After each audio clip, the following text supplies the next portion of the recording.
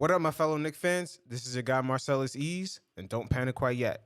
Now, newly hired brand consultant Steve Stoute did a segment with the media in which he spoke with such conviction that the Knicks need a new head coach with some gravitas to speak to the media, the players, and the fans. Now, this was pretty much a dead giveaway that he definitely has some sort of meeting with the Knicks front brass about their future plans. The way he spoke with such confidence in this segment about his position with the New York Knicks, kind of had the Knicks taking a step back, in which they had to issue out a statement saying that he does not make any basketball operation decisions. And also players like Taj Gibson has backed up Coach Mike Miller, saying that he's done a great job, especially the position that he's been put in this season. Now, David Fizdale was already thrown this season under the bus as the fall guy, and Coach Mike Miller better watch his back, because it seems like he's about to follow suit. Now, you guys check out this segment, and every once in a while, I'll check in. Why would you take on this role, considering all the things you have going on in your life? Why are you doing this? First of all, I'm a Knicks fan. I didn't tap out like Max did. Oh, I tapped out a long time. Yeah, so I'm not tapping out. That's number one. Number two, as a marketer, man, this is the greatest city in the world, man, and you have the most iconic franchise. I talked about this. You look at whether it's the Manchester United or the New York Yankees or the Dallas Cowboys, it's the New York Knicks. You have a franchise that's synonymous with the sport himself, with the sport. And that right there tells you there's a lot of money to be made. So the fact that the narrative is growing louder and louder that the Knicks aren't a good place to go to, James Dolan, especially in the upper management, they're going to have to change that narrative. Of course I want to do that. And I'm going to be a big part of turning it around. Unlike, Max, is your point of view on ownership, a lot of teams have owners that people dislike. It's not about... And that's very true. A lot of teams, especially in the NBA, low key, a lot of these owners, man, they're using these teams as a cash flow. They kind of fool the fans into thinking that they're competing for a championship. I mean, I'm not saying Milwaukee Bucks did this, but this past offseason, they have a once-in-a-lifetime generational player in Giannis. And they proved that they're willing to give away guys that they drafted, like Malcolm Brogdon, to another team just for some draft picks, just to not pay a luxury tax. And that may end up coming back to haunt them, as Eric Bledsoe in the past season proved that he's not as good of a player in the postseason. But a lot of these owners in various teams, they're not willing to pay, anything over the luxury tax. They're very cheap, and they love using these teams as cash flow. And James Dolan, he's willing to spend the money to get this team where it needs to be. But he takes a lot of heat because the process that he does in order to get the team good, especially hiring people in the front office, he tends to hire, guys that he's just cool with. An owner, if you have an aggressive owner, somebody who's willing to invest in the team and put money behind a belief of putting the best product on the court, to me, that's the kind of owner I want. They didn't, as you know, there was a problem in New York with George Steinbrenner. There was a problem until they won. Yes, there was a problem with George Steinbrenner. No, we'll talk about all this, yep. Let's get into that. The New York Giants, New York fans are rough. The Giants win the Super Bowl, they start losing a few games into the following season. They're booing Tom Coughlin in New York. They're not as rough as Boston fans and Philly fans. God damn. New York fans are tough. But you know what? New York fans also deserve a winning product. And I believe that this regiment right here, this regime rather, that we're putting together, this team, we're going to be aggressive and we're going to start winning and getting great athletes to come to the city. Before I let Max He's go, about to go. He's about to go. I'm gonna let Max. Because I know you got something. I just want to make sure I get this question out of the way. Yeah. So let's understand something here. It's not just about image consulting. You are Steve Stoute. The bottom line is this: you're in Dolan's ear, and you're going to play a role in formulating the new regime. Is that correct? I'm invested in the outcome. I'm working with a management team, Dolan and others. Okay. It's not just Dolan. Okay. It's Dolan and others. Now, throughout this whole interview, you're going to see various points where he's kind of letting you know his position. And I'm telling you, the way he spoke about Coach Mike Miller definitely better watch his back, because this guy is definitely in some sort of position with the Knicks where he's hearing things. Okay? And I'm invested in the management team and the outcome to bring the best athletes, the best management to the city to the But Dolan's who brought you there. Oh, Dolan, yes. Gotcha. Dolan brought Floor's me. yours, Max. Floor's yours, Max. How? What are the actual things that you're going to do, short term and long term? Okay, yes. Short term and long term. Go ahead. Go ahead. Oh, what? No. Okay. I think we got to get athletes to believe that they can come here and actually be their best selves. I mean, that hasn't transpired over recent times, and I understand some of the reasons why. We got to solve that issue. And one of the issues why athletes haven't felt comfortable coming to New York City, especially playing for the Knicks, is the communication. There's clearly a communication issue, especially with the former GM. I mean, the former president, Steve Mills. Steve Mills definitely had a communication issue. Derrick Rose has said it. The fallout with KP is another thing that kind of proved it. And his negotiation skills, as far as getting Knicks, let's say we send out a star to another team in a trade, his negotiation skills of getting other players back, it wasn't really that good. There's clearly a gap somewhere. I just think there's a culture of winning and excitement that New York City has. New York City is the hub of sports and entertainment. That's how I feel. And it started moving around. My job is to bring it back. Toronto Raptors, they brought in Drake, right? They brought in Drake to bring that thing. The New York Knicks brought in me. Now, if you see right there, you see the way he talked right there? Toronto had brought in Drake to bring that thing, and the New York Knicks brought in me. But, you know, in a way, he's right. Because this guy, Steve Stoute, he has a lot of, I would say, clout in the hip-hop and entertainment industry. He basically was a music executive. He has a lot of the ears of the investors that invest in the music industry. And he basically lets them know which artists or which niche crowds or niche subcultures to invest in where they can get a return. So this guy right here, he's a good middleman to basically let players know what opportunities. And, you know, he's basically going to be the communicator of what opportunities and how it really is to be in New York. And, you know, bringing a kind of a cool factor since he does kind of have like a music hip hop background. Max. Okay, first of all, there's a whole lot here. First of all, New York is the center of the known universe, right? There's a reason that the United Nations is up there and Sesame Street is also in New York. Like in the imagination of a child and the reality of the politics of Earth, Yeah. Wall Street, whatever. New York City is the center of the known universe, whether people like it or not. But the New York Knicks are not even close to the iconic franchise in the NBA. By far, and it's not close, that's the Los Angeles Lakers, as measured by worldwide fame, as measured by championships in the modern era, etc., as measured by who would be on their Mount Rushmore. The New York Knicks have not won a championship in my lifetime. I'm 46 years old. They won it in January of 73. I was born in August of 73. No, I'm 46. I'm 46, brother. This is... Well, Max made his position known earlier in the segment that, you know, he is a Knicks fan, well, former Knicks fan that gave up on the team.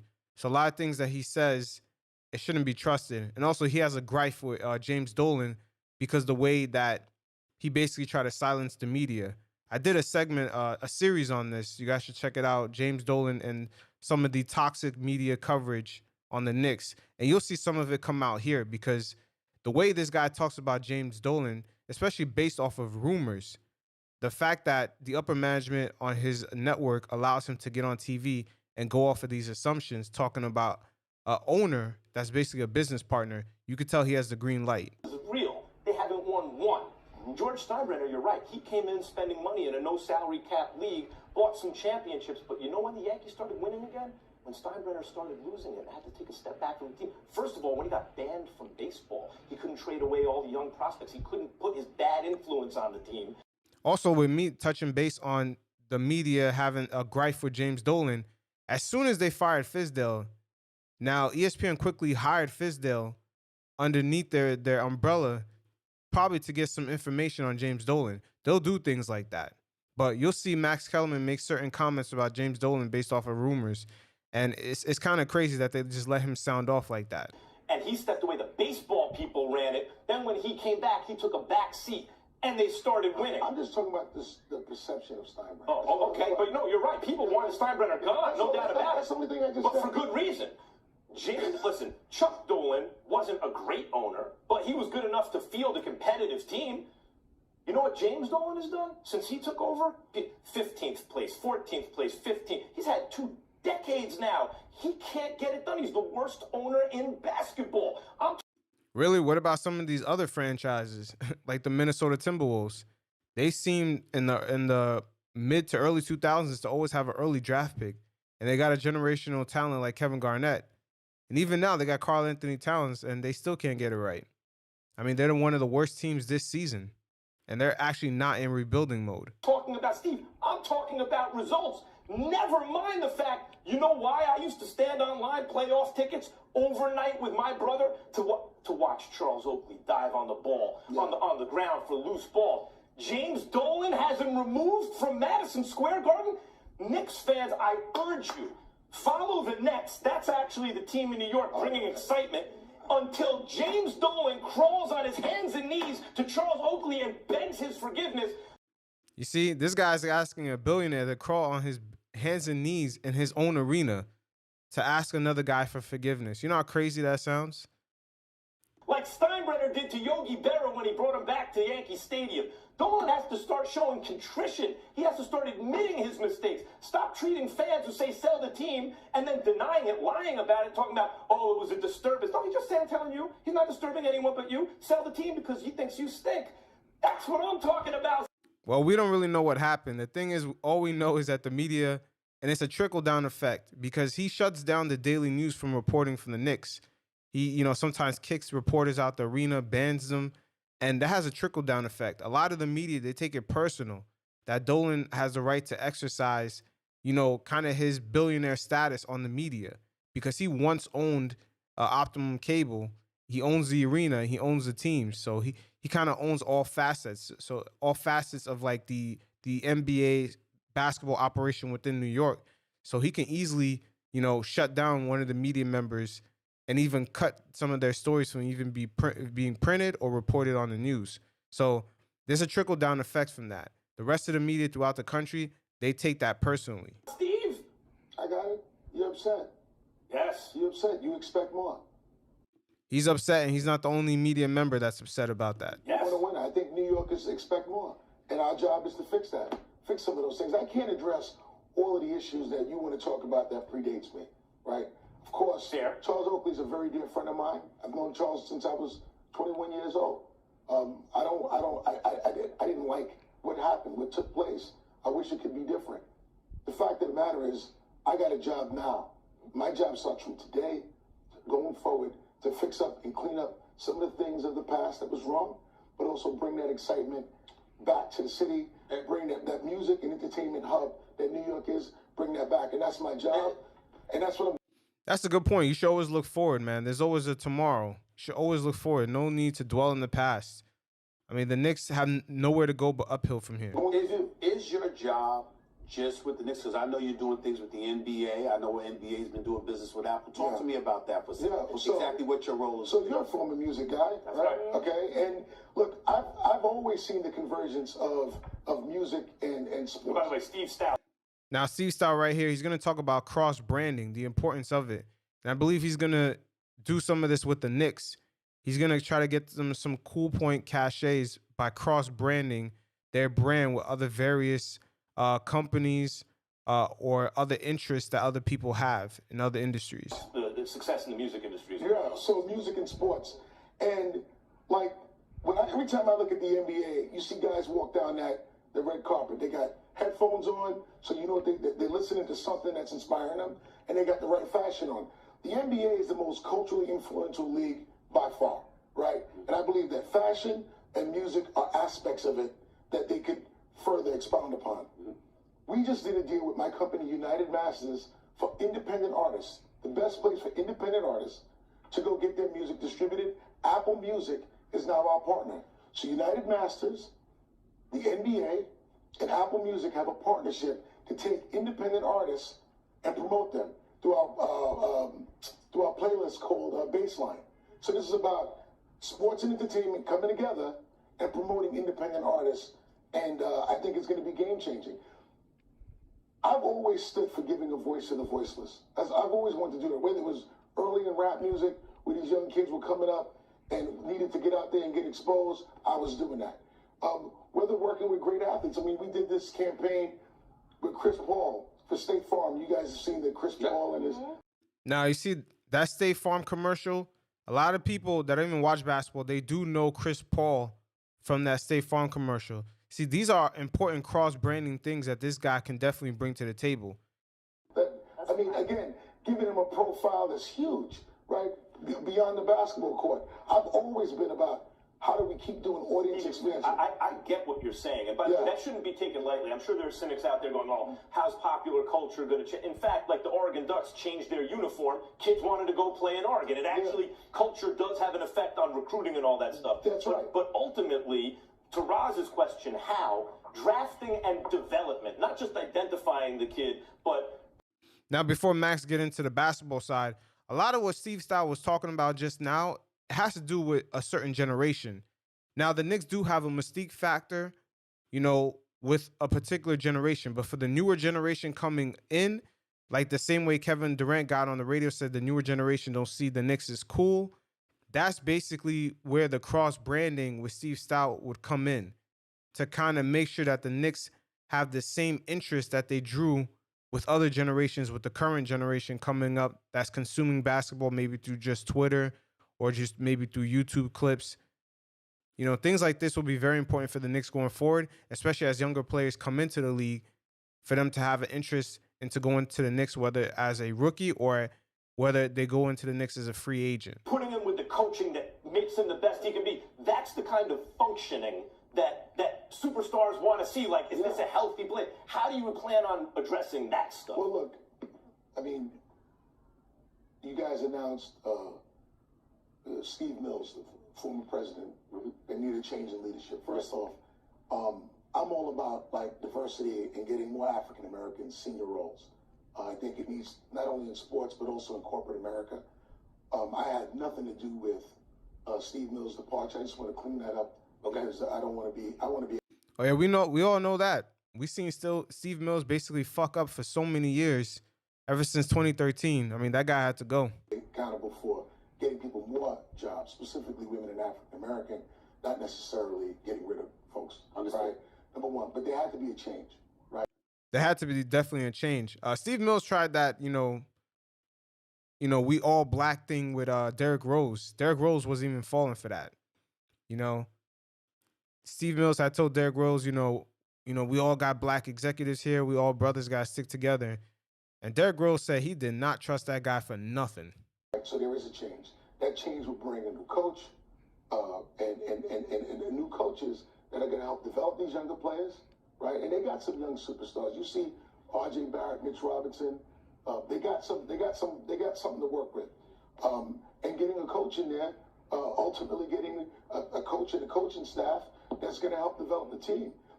Now that's him basically throwing Mike Miller under the bus right now, as if he doesn't even exist.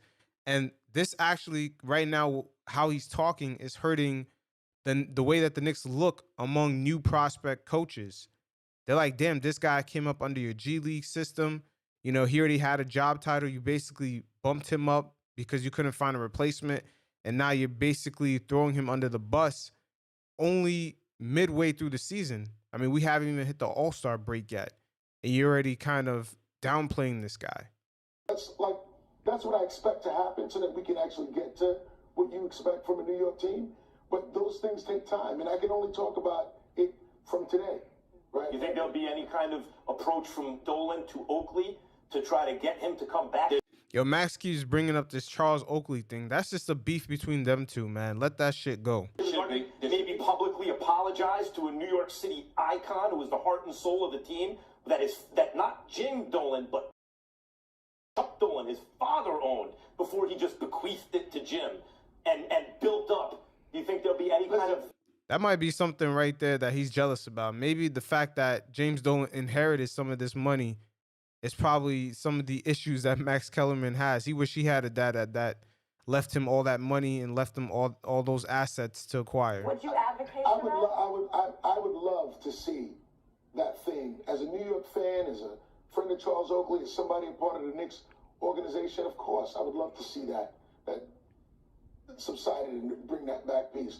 Charles Oakley is a very big part of New York. He's the fabric of what the New York Knicks have stood for many years. That toughness, resourcefulness, by any means necessary attitude. Hard work. As the brand consultant for the New York Knicks, I want to make sure that we understand. I mean, you talk about brand consulting, and we know what that means. Yeah. But in today's NBA, because of their fixation, these athletes' fixation on music, on their own individual branding, how they can sit up there and manufacture those things into a career beyond the playing court. They should be. LeBron James is the one that basically ushered that era in. These basketball players should look at themselves as assets, as, businesses within side of the NBA. Now, before LeBron James, the paradigm was basically everyone's loyal to a city, until the city doesn't need you no more, aka the team, and they'll just toss you aside or trade you away, and now you have to move to a new place with your family. LeBron James, and I would also say at the same time, technology, the way Instagram, Twitter, the way distribution has changed. A lot of these guys can promote themselves, and the opportunities are different. Had the players from the past had the same opportunities, they wouldn't, some of the older players, they look down at some of the newer players making a lot of changes, switching teams, but a lot of them wish that they had those opportunities. And particularly Charles Barkley. He makes a gripe with that all the time, but this guy, he forced his way out of Philly. He had issues on other teams. This guy was always looking for a way out and into a better situation, low key. I'm wondering, do you believe that that's going to be successful in recruiting guys to come out for the New York Knicks? Absolutely. You know how many players went to Golden State because of the tech industry around that team? Right. You know that, right? Yeah, cool. I want to go there. Bob Myers is a great guy. Steph Curry, whatever. But, I can go there and I can get game, off the court game. These athletes in the locker room, I'm sure there was a period of time they were talking about what club they're going to go to, this, that, and the third. These guys are talking about their portfolios. They're talking about how much money that's what makes it crazy, Steve. That's in New York City. What do you think I'm doing here? So what do you think I'm doing here? What do you think I'm doing here? You think I'm relaxing? I'm going to go in. These are the type of opportunities. And then the way that they could expand on their portfolios, Steve Stoute is the right guy. Because like I said, within the music business, he had the eyes and ears of the investors that invested in that business into what artists or what niche cultures should they put their money into, who to back up financially, who to put out there to make the most money. Steve Stoute definitely has those guys' ears. That's somewhat of why he's there in New York. I know James Dolan even has more connections than that, but Steve Stoute is the one that's going to translate it to the players in kind of a cool way, and then, sort of the new way of communicating with the younger generation. That's what a lot of coaches, that's why there's a lot of new coaches in the NBA right now, because they have a better way of communicating to the younger players. A lot of the older coaches right now, like Phil Jackson, George Karl, they have communication issues, and it's generational. Like Steve Stoute is like almost an injection of sort of, some younger executive blood into the Knicks to communicate to the newer generation coming in. The players want to talk about. They want to get into technology investments. They want to expand beyond just being, an athlete like, Maverick, my man Maverick, and LeBron James and the company Uninterrupted, more than an athlete. They all want that. So if I'm going to be a part of the Knicks organization. And before, I let him continue right here, I also want to say with Clutch Sports, the reason why they do sign a lot of guys, the communication between, the younger agents, and they understand, some of these players' plight, and, there's sort of like a bond. They don't have a 70-year-old agent that's been in the business for 30 years trying to communicate them and understand, the players' positions, what they want, and, where they're trying to get to. I'm bringing my entire network to the table. That's my job. So essentially, I'm being presumptuous here, but I'm going to say it. James Dolan has given you the license to highlight and illuminate for athletes what he can potentially bring to the table because he is a billionaire. He does have connections. How much my daddy gave me $1 billion? Yes. You see, Max Kellerman letting you know right there, man. I wish my daddy gave me $1 billion. This guy has a gripe, man. He has a huge just beef with James Dolan. I just don't get it, man. I thought he said he tapped out from being a Knicks fan. Yeah, let me tell you something. You can say, listen, a lot of people screwed up a lot of money. Okay, that wouldn't shock you either, right? I am not. We can talk about the Knicks record and like the issues with the Knicks record. You can't just discredit at all the moves those guys made as a businessman. Sure, I can. No, you can't, man. No, you can't. His net worth has increased, and he's taken over his father's businesses for years, and a lot of businesses fold when second and third generations take over, man. Especially in America, a lot of businesses and a lot of wealth is lost when other generations that have been comfortable, that never really built up a business system, take over. And by the way, as a businessman, if you take the money he inherited and invested it at some kind of conservative interest and compounded it, you wind up with the same. That's not true. That's not a guarantee, but that's not what they've done. They've actually, their net worth has gone up a lot. Max Kellerman, man, he definitely has an issue, and a lot what he says, you shouldn't really take into consideration. So you're the rebranding guru here. We were just. I'm the branding guru. I'm music guru. You've done many things. Yeah, many things. Many things. You've succeeded at the highest levels of a number of different genres of business and industries, and that's why it makes absolute sense. See, Steve Stoute letting you know, man, what it is. I'm telling you, man, this guy got on here with such conviction. I'm telling you, when he threw the coach under the bus, everyone has to sort of raise their eyebrows. Sense to me that the Knicks bring you in for your expertise, and I want to start with where we kind of left off on James Dolan. He gets a lot of criticism, and as you heard in the angst from Max, that whole Oakley incident, it still resonates and hurts a lot of Knicks fans. When you think about Dolan, does he need I'm not sure it does. It's disappointing, but I don't think, the fan base has held on to it as long as the media has, so they can hold it over James Dolan's head. I think that's the real issue. rebrand as well? I don't think, if we have the Madison Square Garden. It's the greatest place to play on earth, right? It's the greatest arena in the world, my point of view. That's why athletes want to go there. They get psyched up to go to Madison Square Garden. And you have this iconic franchise. I think if we get those two things right, that the Garden is no issue. So we get the Knicks right, we get players wanting to come in.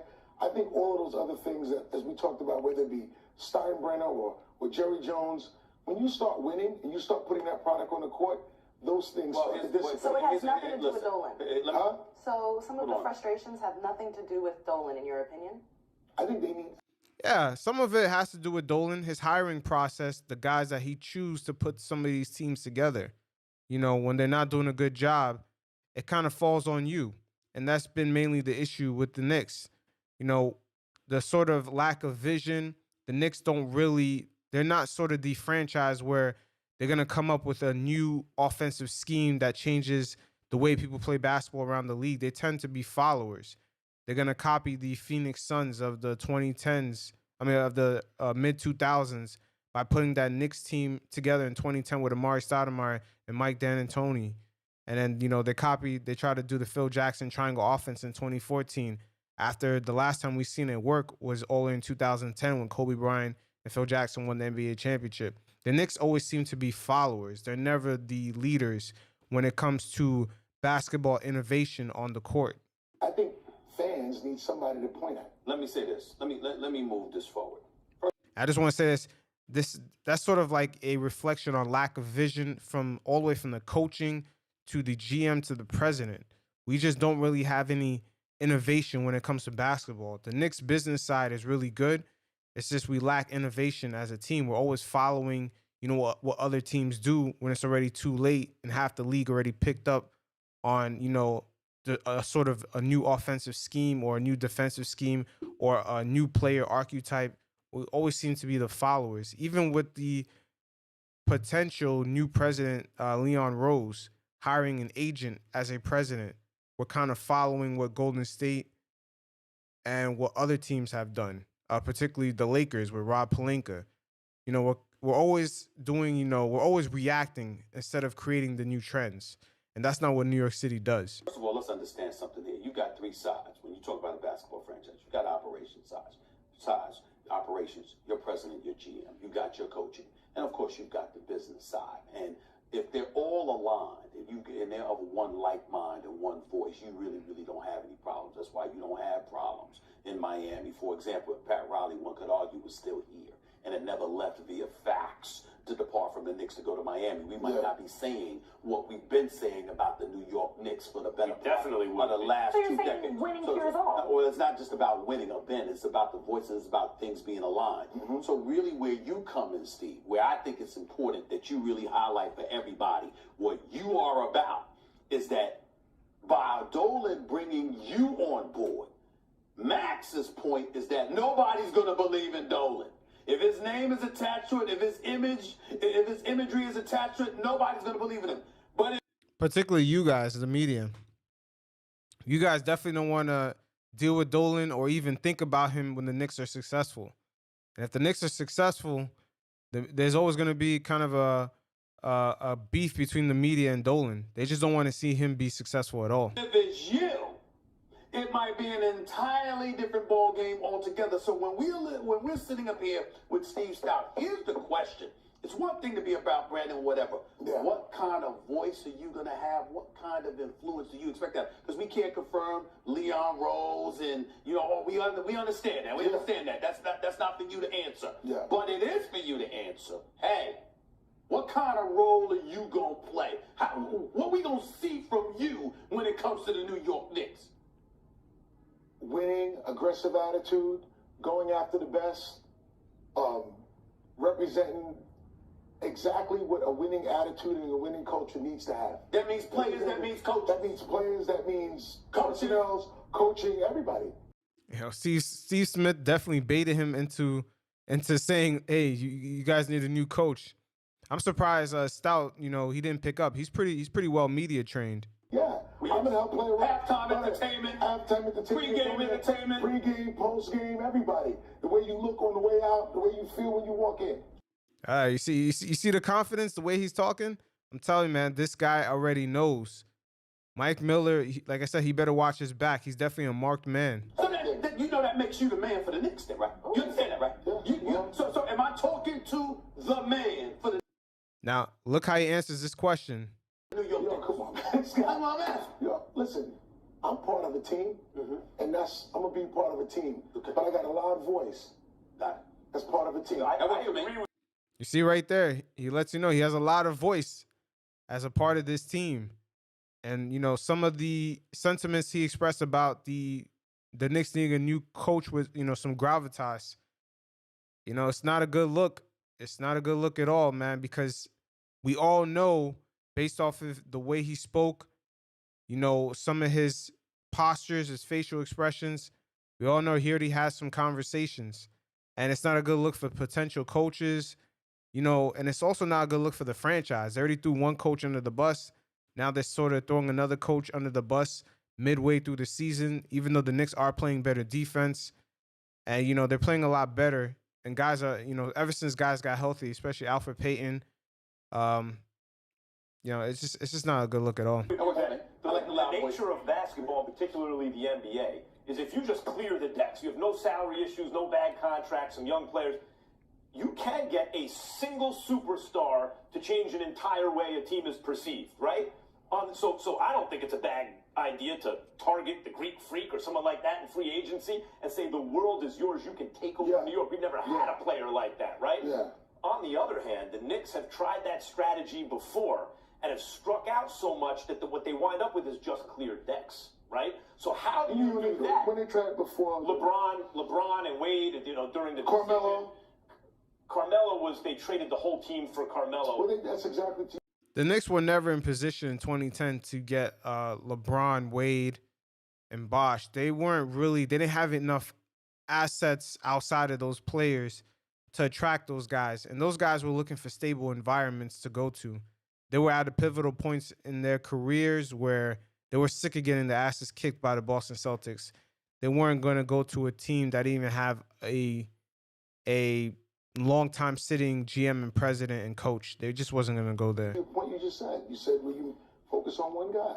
Right, but you have to focus on a guy who's actually an MVP caliber player, not just an all-star. Everybody thought at that time Carmelo was. You didn't think that, all right? He wasn't. I was right. If everyone thought that, they were wrong.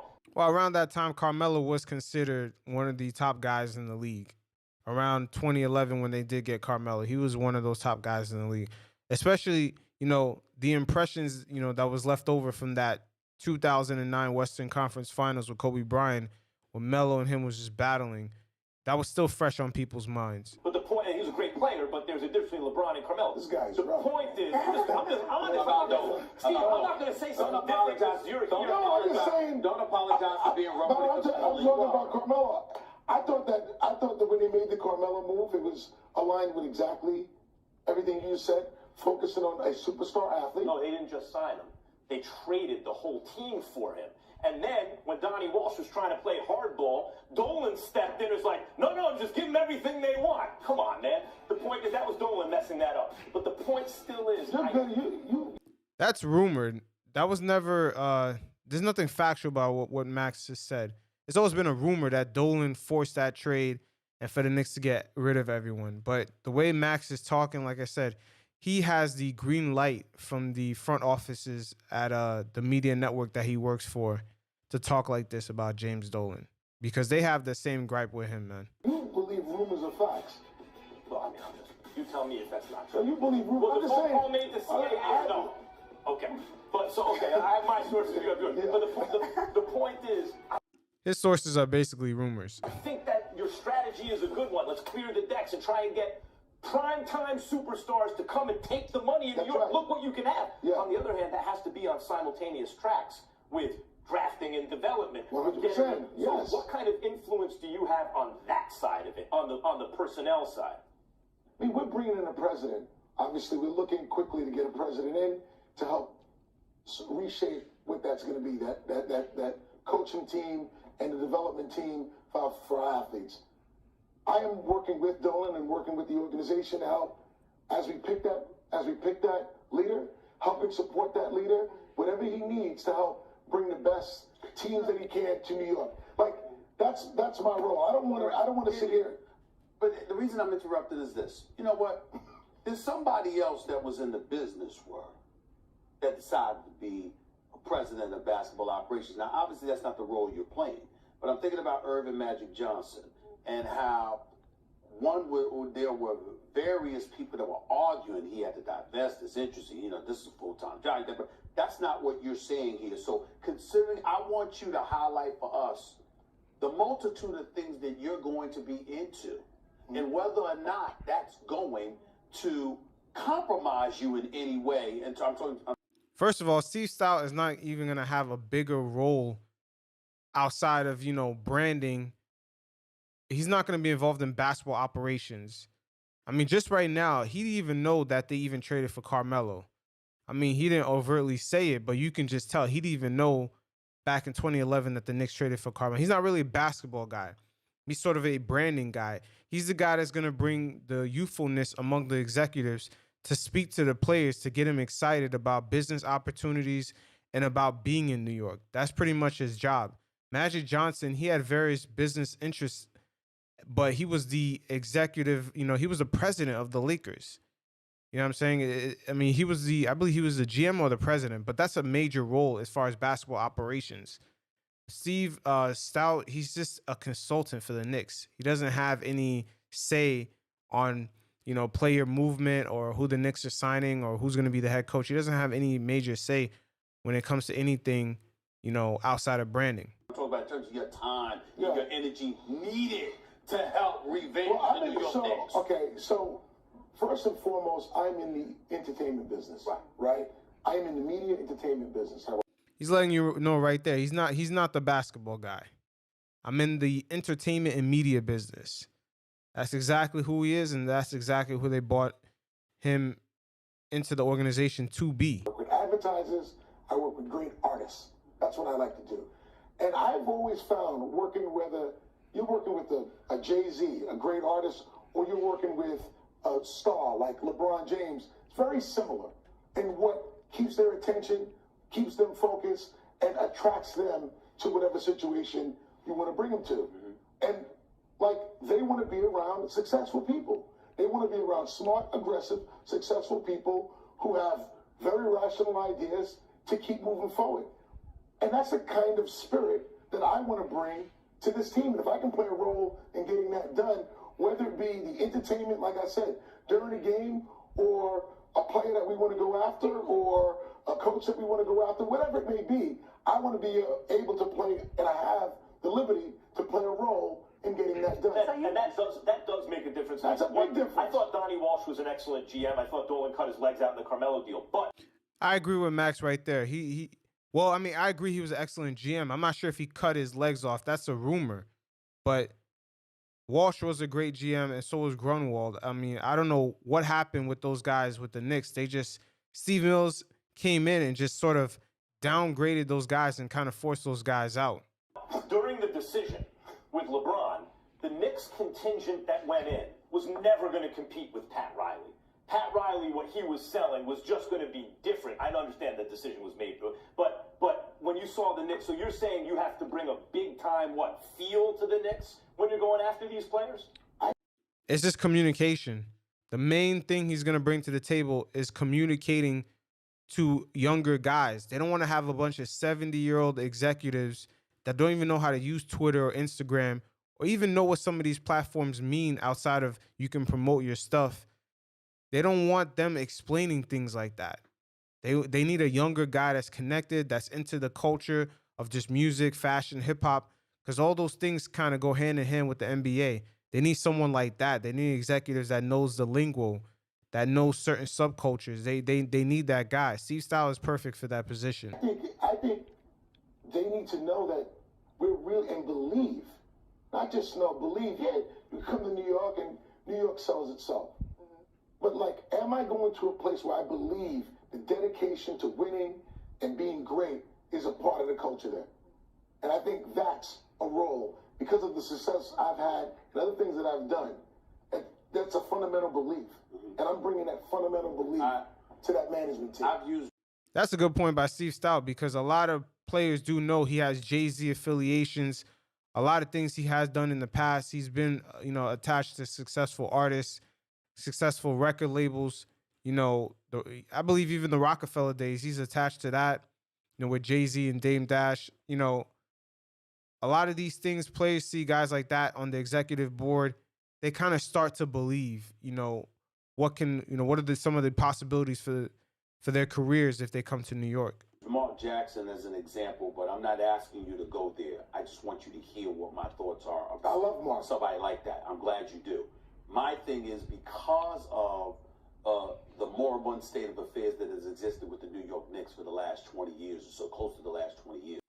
Along with many other NBA teams. There's a lot of other NBA teams that are in flux the same exact way, but you guys don't go after their ownership.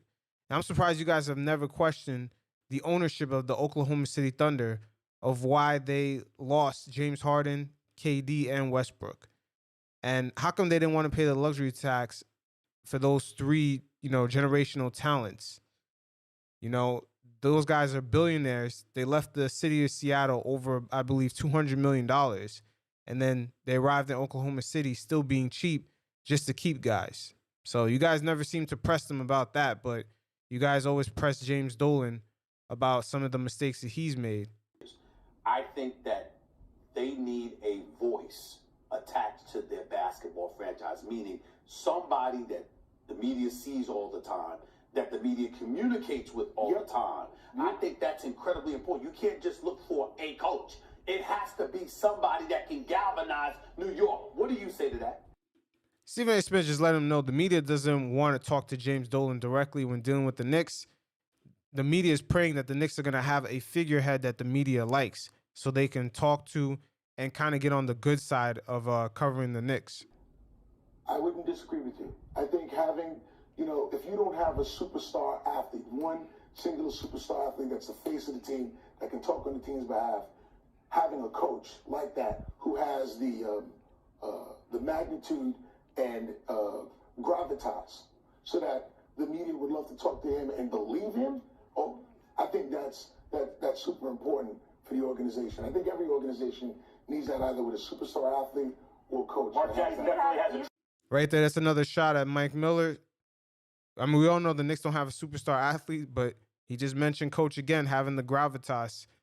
And that right there is one of the issues that the Knicks end up having with him during this whole media segment.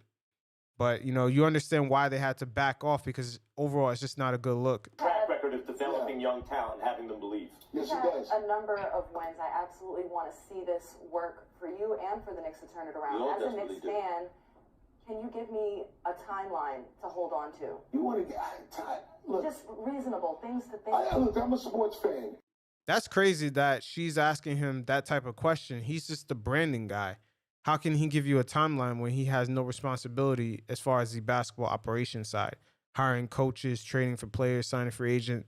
He doesn't have any access to do anything like that. He can't give you a timeline. As any sports fan knows, like, what you really want to see is signs of optimism, improvement, week in and week out, improvement, players getting developed, being better.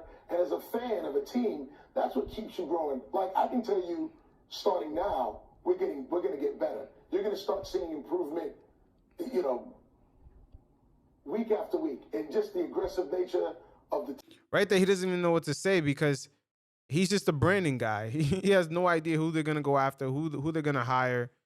You know, like I said, that question right there, I don't know why she even asked him that question, because he has nothing to do with those things. Team itself, management, who we're going after, what we're bringing in, we know we need a change. Or they know they need a change.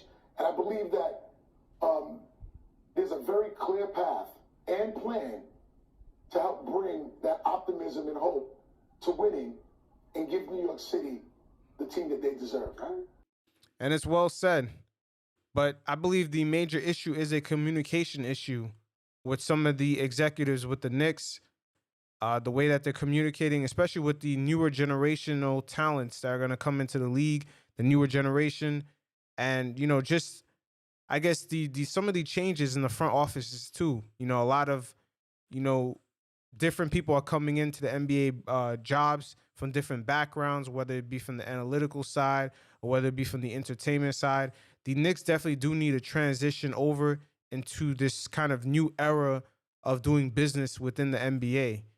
And Steve Stoute is just one of the many new faces that they need to kind of pull from in different industries to kind of shake up the Knicks and help them transition and be one of the leaders. And I say this, leaders in setting trends in the NBA as far as, you know, branding, you know, systems, schematic systems to run within on the court, you know, choosing coaches, different type of styles. They need to be the innovators, because the past 20 years, the Knicks have been sort of the team to kind of mimic. They've been one of the many teams in the league. They call it a copycat league. And the Knicks basically, as one of the major markets, have been a copycat franchise. So hopefully they can stay ahead of the curve. You guys let me know what you think, and you guys stay safe. Peace.